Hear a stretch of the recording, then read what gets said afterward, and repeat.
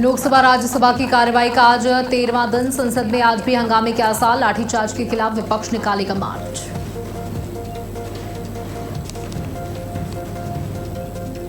UP विधानसभा के monsoon सत्र का आज तीसरा दिन। आज फिर जोरदार हंगामे के आसार। चंदा चोरों की चोरी को लेकर के लगातार सत्ता पक्ष को घेरा विपक्ष।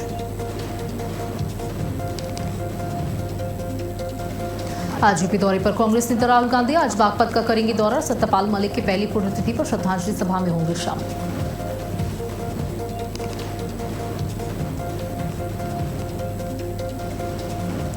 पंजाब में आईएसआई समर्थित आतंकी मॉड्यूल का भंडाफोड़। अमृतसर 4 नाबालिग समेत 9 आरोपी गिरफ्तार। विदेशी आईएसआई हैंडलर्स के इशारे पर चल रहा था नेटवर्क।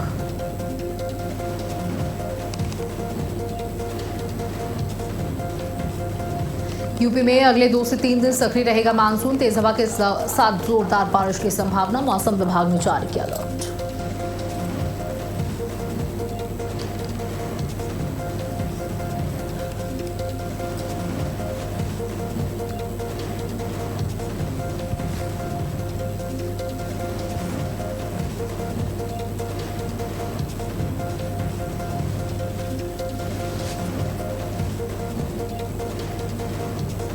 नमस्कार, आप देख रहे हैं भारत अपडेट। मैं हूं आपके साथ सौम्य अवस्थी। बुलेटिन की शुरुआत करेंगे जहां पंजाब में आईएसआई समर्थित आतंकी मॉड्यूल का भंडाफोड़ किया गया। अमृतसर में 4 नाबालिग समेत 9 आरोपी गिरफ्तार कर लिए गए।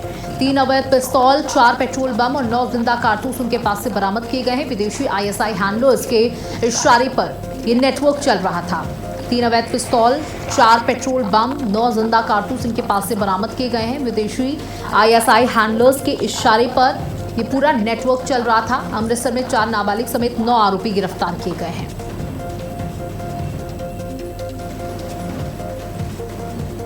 तो विदेशी आईएसआई हैंडलर्स के इशारे पर ये पूरा नेटवर्क काम कर रहा था। इनके पास से पेट्रोल बम, 9 जिंदा कारतूस भी बरामद किए गए हैं। आईएसआई हैंडलर्स का भंडाफोड़ किया गया। पंजाब में आईएसआई समर्थित आतंकी मॉड्यूल का भंडाफोड़ किया गया। देखिए, पाकिस्तान को सबसे पहले इन आतंकवादियों के द्वारा निशाना बनाया जाता है। जहां आपको बता दें कि पंजाब को ड्रग्स से उन युवाओं को संलिप्त करने का प्रयास किया जाता है। तो विदेशी आईएसआई हैंडलर्स के इशारे पर यह पूरा नेटवर्क चल रहा था। देखिए, पंजाब हमेशा से ही आज़ादी के वक्त से ही टारगेट पर रहा है इन आतंकवादियों के, और यहाँ के युवाओं को बरगलाने का, उन्हें बर्बाद करने का काम इन लोगों के द्वारा किया जाता है, इन आतंकवादियों के द्वारा किया जाता है। और अब यहाँ पर आतंक को लेकर के भी बढ़ावा दिया जाता है। युवाओं को बता दें कि युवाओं का ब्रेन वॉश किया जाता है। अमृतसर में 4 नाबालिग ऐसे हैं जिनको पकड़ा गया है। इनके पास से 3 अवैध पिस्तौल, 4 पेट्रोल बम और 9 जिंदा कारतूस बरामद किए गए। अभी ये कौन सी बड़ी साजिश को अंजाम देने जा रहे थे, क्योंकि देखिए 15 अगस्त भी अब नज़दीक है और इसके मद्देनज़र पुलिस की सक्रियता भी बढ़ गई है और इसी सक्रियता के चलते ये बड़ा भंडाफोड़ किया गया इस नेटवर्क का।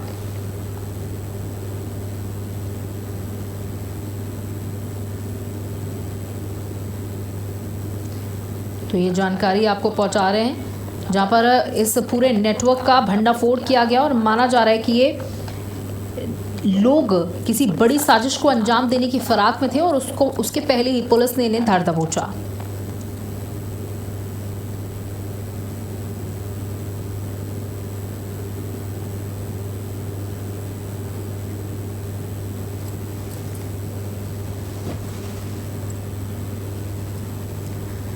तो बता दें कि इस पूरे नेटवर्क का भंडाफोड़ किया गया। क्या क्या चीज़ें इनके पास से बरामद हुई है वो आप तस्वीरों में देख सकते हो। और पुलिस इसे बड़ी सफलता के तौर पर देख रही है, क्योंकि विदेशी आईएसआई हैंडलर्स, पंजाब में आईएसआई समर्थित आतंकी मॉड्यूल का भंडाफोड़ किया गया है। हमारे साथ हमारे सहयोगी स्नेह कमल जुड़ चुके हैं फोन लाइन पर।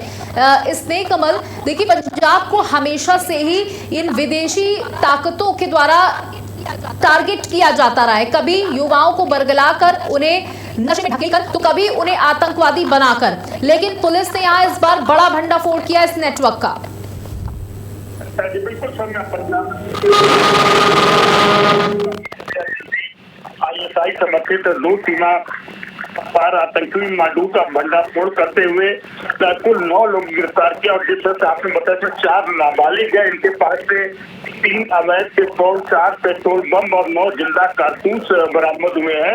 अगर अमृतसर पुलिस कमिश्नरेट के डीसीपी गौरव यादव की बात करें तो प्रारंभिक जांच में उन्होंने बताया कि सामने आया है इसमें आतंकी जो विदेशी आईएसआई हैंडलर हैं उनके निर्देश पर स्थानीय युवाओं की भर्ती, सुरक्षा प्रतिष्ठानों की नीति, अवैध हथियारों की व्यवस्था में जुटे थे।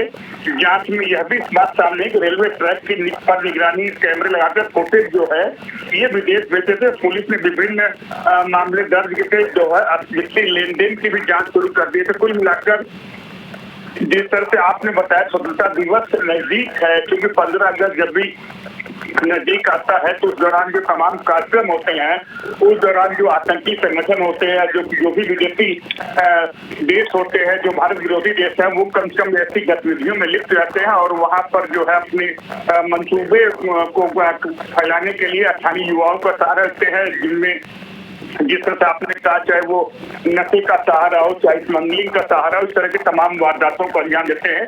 तो कुल मिलाकर हम कह सकते हैं कि अमृतसर पुलिस ने एक जो है बड़े आतंकी मॉड्यूल का जो है पर्दाफाश किया, इसमें 9 लोग गिरफ्तार किया और जिसमें 4 नाबालिग भी हैं।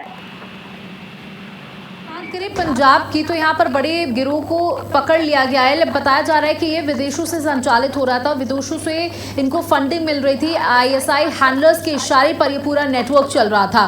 तो हमेशा पंजाब को ही क्यों टारगेट किया जाता है? अगर बात करें ड्रग सप्लाई की तो छुपते छुपाते पाकिस्तान से यहाँ पर ड्रग सप्लाई की जाती है, सस्ते दामों में यहाँ नशा पहुंचाया जाता है युवाओं को ग्रसित करने के लिए नशे में। पंजाब हमेशा से देखिए स्नेक कमल टारगेट पे रहा है। कारण जो है ये अक्सर जो सीमावर्ती राज्य है, चाहे कश्मीर हो, चाहे पंजाब हो या तमाम नॉर्थ ईस्ट के राज्य है, अगर वहाँ देखें तो नशे की तस्करी बड़े पैमाने पर होती है। और जिस तरह से जो पाकिस्तान से जो पंजाब की सीमाएं लगती है, आए दिन देखते हैं कि स्मगलिंग के जो नए नए तरीकों के माध्यम से जो है हथियारों के टेपो, चाहे ड्रग की टेपो, वो भेजे जाते हैं। और अभी 2 दिन पहले ही खुलासा हुआ था कि जो है पाकिस्तान से ड्रोन के माध्यम से नशे की खेप भेजी गई थी, लेकिन पुलिस ने उसे भी बरामद कर लिया। तो कुल मिलाकर जो है जिस तरह से आपने बताया कि स्वतंत्रता दिवस नजदीक है, 15 अगस्त नजदीक है, ऐसे समय में आतंकी गतिविधियों या उनके हैंडलर्स होते हैं, जो उनके स्लीपर सेल होते हैं, उनके जो कामों की एक तरह से कह सकते हैं कि वृद्धि होती है और उनको अपने नापाक अंजाम को जो है पूरा करने की फिराक में लगे रहते हैं। बहुत बहुत शुक्रिया हमारे साथ जुड़ने के लिए, तमाम जानकारियां साझा करने के लिए। वहीं सीजेपी की 2 दिवसीय बैठक, कॉकरोच जनता पार्टी की 2 दिन की बैठक है। आज से सीजेपी की 2 दिवसीय कोर कमेटी की बैठक होगी। छत्रपति संभाजी नगर में होगी रणनीतिक बैठक, आंदोलन के अगले कदमों पर चर्चा की जाएगी।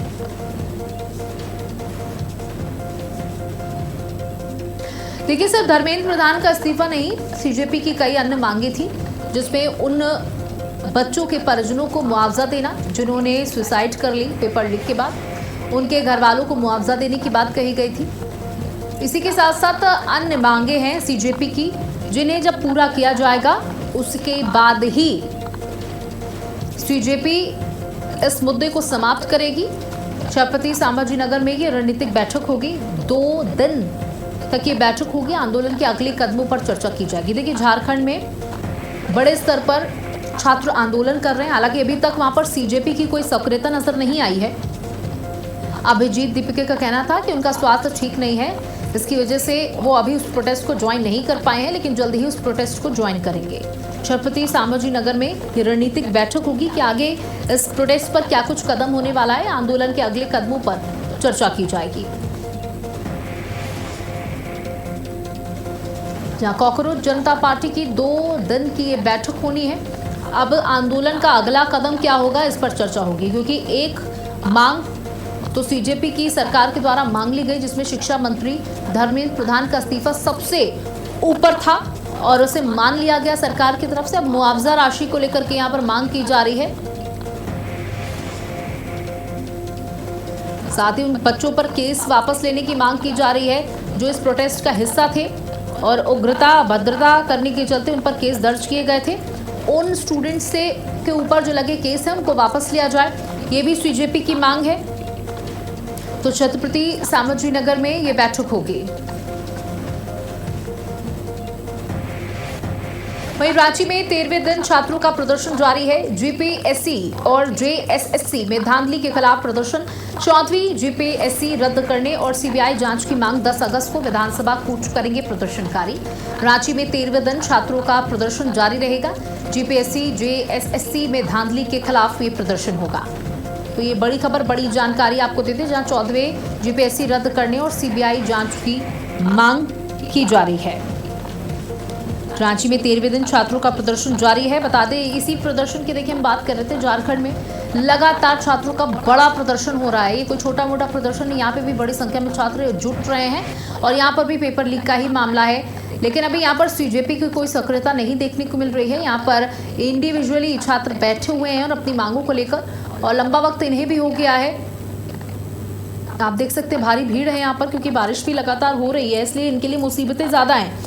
लेकिन अनिश्चितकालीन धरना है ये, जब तक इनकी मांगों को नहीं सुना जाता, इनकी मांगों को पूरा नहीं कर दिया जाता।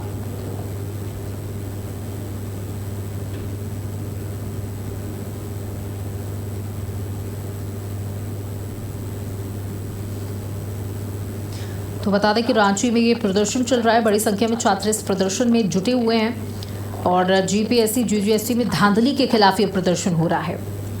14वीं जीपीएससी रद्द करने और सीबीआई जांच की मांग की डिमांड यहां पर की जा रही है।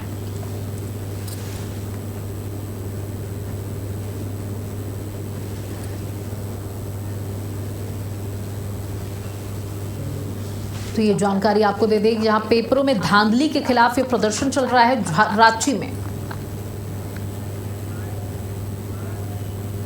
वहीं सोनम वांगचुक ने शेयर किया वीडियो। स्वास्थ्य सुधार पर वांगचुक ने जानकारी दी। अनशन तोड़े हुए 12 दिन हुए हैं। वांगचुक 11 किलो वजन कम हुआ है। वांगचुक ने एक वीडियो जारी किया जिसमें उन्होंने बताया कि किस तरीके से वो लंबे वक्त तक भूख हड़ताल पर थे, अस्पताल में भी भर्ती रहे। इसकी वजह से उनका 11 किलो वजन कम हुआ। लेकिन उन्हें खुशी है कि छात्रों की मांगों को पूरा किया गया। धर्मेंद्र प्रधान का इस्तीफा हुआ। तो वांगचुक ने ये जानकारी दी है वीडियो के माध्यम से। उन्होंने कहा कि मुझे 12 दिन हुए हैं अनशन को तोड़े हुए, व्रत अपने भूख हड़ताल को खत्म करे हुए, इसलिए मेरा वजन जो है वो 11 किलो तक कम हो गया है। स्वास्थ्य सुधार को लेकर के उन्होंने जानकारी दी कि अब धीरे धीरे समय के साथ स्वास्थ्य सुधर रहा है, क्योंकि लंबे वक्त तक वो अनशन पर रहे, उसके बाद अस्पताल में एडमिट रहे, वहाँ पर भी अनशन पे ही रहे डॉक्टरों की देखरेख में। लेकिन अब 11 किलो उनका वजन कम हुआ है और वीडियो जारी करते हुए उन्होंने ये जानकारी दी है।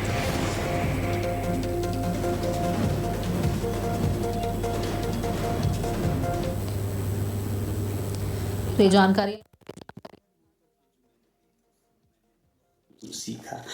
जय हिंद दोस्तों, आज मुझे अपने गांव आए 5 दिन हो गए और अनशन तोड़े 12 दिन। लगभग 11 किलो में से 6 किलो वापस आ गए हैं और कुछ ही हफ्तों में मैं अपनी साधारण जिंदगी बिता पाऊंगा। मगर आप लोगों से दूर आने पर भी जब भी मैं आंखें बंद करता हूं तो मेरे आंखों के सामने जंतर मंतर के नज़ारे नाचने लगती हैं। इससे पहले मुझे बताया जाता था कि युवा पीढ़ी जेनजी बहुत ही निकम्मे हैं, आलसी हैं, डिसऑर्गेनाइज्ड, अव्यवस्थित हैं, सेल्फिश हैं, स्वार्थी हैं। मगर मैं हमेशा कहता था कि नई पीढ़ी को, नववयस्कों को अगर हम इज्जत और जिम्मेदारी दें तो उनसे बढ़कर कोई नहीं। रिस्पॉन्सिबिलिटी और रिस्पेक्ट दें तो आप लोगों ने मुझे सही साबित किया, क्योंकि जंतर मंतर पे जो मैंने देखा उससे मैंने बहुत कुछ सीखा। जिस तरह से हमारी नई पीढ़ी बिना अपना सोचे औरों का सोच रहे थे, हर कोई हर किसी की मदद कर रहे थे, मुसीबतों से जूझ रहे थे और अनशन पे बैठ रहे थे। जो प्यार मोहब्बत मैंने देखा, मैंने बहुत कुछ सीखा उससे। और मैंने बहुत सारे देश देखे हैं, लोगों से मिला हूँ। मैं कह सकता हूँ कि भारत की युवा पीढ़ी सारे जहां से अच्छी है। समस्या है तो बड़ों में, खासकर हमारे नेताओं में, जो कि हमें रास्ता दिखाते हैं। इस पर मैं फिर कभी कहूँगा, मगर आज मैं आप सभी का धन्यवाद करना चाहता था, जिन सब के साथ मैंने इतने हफ्ते बिताए, वो चाहे फिर वॉलंटियर्स, कोर मेंबर्स और लीडरशिप हो सीजेपी के, या फिर जो वॉलंटियर्स मेरा ख्याल रख रहे थे स्टेज पर, और मैं नाम नहीं ले पाऊंगा क्योंकि सबका लेना मुश्किल होगा, मगर जिन्होंने सेवा की, जो डॉक्टर्स मेरे सेहत का ख्याल कर रहे थे, जो स्टूडेंट्स यूनियंस वहाँ पर सपोर्ट के लिए और अनशन पर बैठे थे, जो डोनर्स और सपोर्टर्स वहाँ पर लोगों के लिए पानी, खाना बांट रहे थे, गुरुद्वारा जो कि अपने सेवकों के साथ इन सभी बच्चों के लिए रहने की जगह, खाने की, नहाने की व्यवस्था कर रहे थे, दिल को छू गया। पॉलिटिकल पार्टीज अलग अलग, जिनके नेता प्रतिनिधि वहां पर आए हौसला बढ़ाने के लिए, जो संगठन किसानों के और आंदोलनों के प्रतिनिधि वहां पर आए मिलने के लिए, वैसे ही मीडिया और कंटेंट क्रिएटर्स जिन्होंने ये संदेश देश भर तक फैलाया, पुलिस और सरकारी कर्मचारी जो तमाम मजबूरियों के बावजूद अपना बेहतरीन करने की कोशिश कर रहे थे, और फिर भारत की जनता जिन्होंने इतनी बड़ी संख्या में आकर दिखा दिया कि लोकतंत्र में लोक का तंत्र चलता है। मैं आज सिर्फ आप लोगों का सबका धन्यवाद करना चाहता हूं, और मेरे बारे में जहां तक सवाल है, मैं हमेशा किसी भी गाड़ी को चलने से पहले थोड़ा धक्का देकर, ताकि उसका अपना इंजन स्टार्ट हो और वो चल पड़े, कोशिश करता हूं। अभी आप लोगों के साथ था, आप लोगों की गाड़ी चल पड़ी, और उससे पहले मैं लद्दाख की गाड़ी को थोड़ा धक्का, थोड़ा रास्ता दिखा रहा था। उससे पहले यहाँ लद्दाख में छात्र जो फेल हो रहे थे, उनकी गाड़ी को धक्का थोड़ा। खबर आपको नोएडा से दी थी, जहां डीएम मेधा रूपम ने बैठक ली है। जिला शुल्क नियामक समिति की बैठक ली। बैठक की शुल्क विनियामक अधिनियम उल्लंघन के तहत ही कार्रवाई की गई। निजी विद्यालयों पर 7 लाख रुपए का जुर्माना भी लगाया गया। तो ये बैठक जिलाधिकारी के द्वारा ली गई, जहां निजी स्कूलों पर जुर्माना लगाया गया है मानकों की अनदेखी करने पर। निजी विद्यालयों पर 7 लाख रुपए का जुर्माना। इसी के साथ साथ तमाम विभागों के अधिकारियों को भी आज इस बैठक में बुलाया गया था, और जो अनियमितताएं पाई जा रही हैं उनको लेकर के चर्चा की गई इस बैठक में, और ज़रूरी दिशा निर्देश डीएम के द्वारा दिए गए। कई अधिकारियों को फटकार भी डीएम के द्वारा लगाई गई है। डीएम मेधा रूपम ने यह बैठक की। जिला शुल्क नियामक समिति की यह बैठक रही। शुल्क विनियामक अधिनियम उल्लंघन के तहत ही बड़ी कार्रवाई की गई, जिसमें 7 लाख रुपए का जुर्माना लगाया गया। तो देखिए, निजी स्कूलों पर, प्राइवेट स्कूल्स पर 7 लाख रुपए का जुर्माना लगाया गया है। पेनाल्टी के तौर पर ये 7 लाख रुपए लगाए गए हैं, जुर्माना लगाया गया है, जिसके बाद प्राइवेट स्कूलों में खड़बड़ी मच गई है। निजी विद्यालयों पर 7 लाख रुपए का जुर्माना।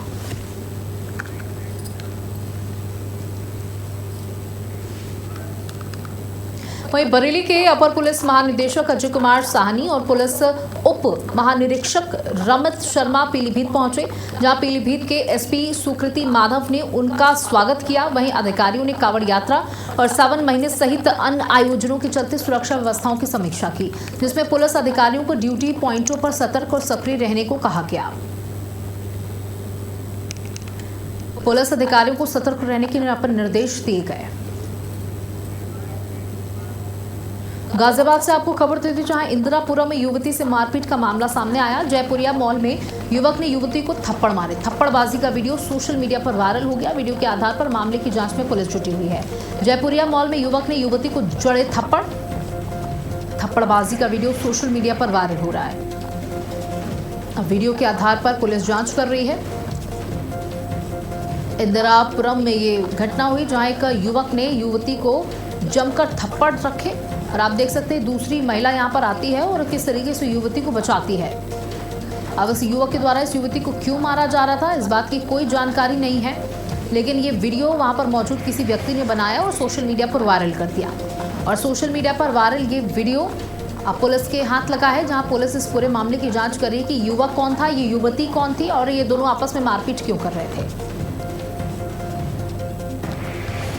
वहीं आगरा के ताजमहल पर ड्यूटी के दौरान एएसआई कर्मचारी की मौत हो गई। हार्ट अटैक से एएसआई कर्मचारी ने दम तोड़ दिया।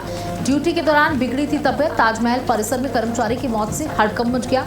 एएसआई की मौत पर परिजनों ने हंगामा किया और लापरवाही का आरोप भी लगाया है। परिजनों का कहना है कि साफ तौर पर लापरवाही यहां सामने आ रही है। ड्यूटी पर तबीयत बिगड़ी थी। परिजनों का कहना है कि समय पर अस्पताल नहीं पहुंचाया गया और एक्स्ट्रा ड्यूटी लगातार करवाई जा रही थी, जिसकी वजह से ऐसा हुआ। लापरवाही का आरोप लगाया गया है। तो ड्यूटी के दौरान बिगड़ी थी तबीयत बिगड़ने से मौत हुई है। हार्ट अटैक मौत की वजह बताई जा रही है। ताजमहल पर ड्यूटी के दौरान एएसआई कर्मचारी की मौत और हार्ट अटैक इसकी मुख्य वजह बताई जा रही है।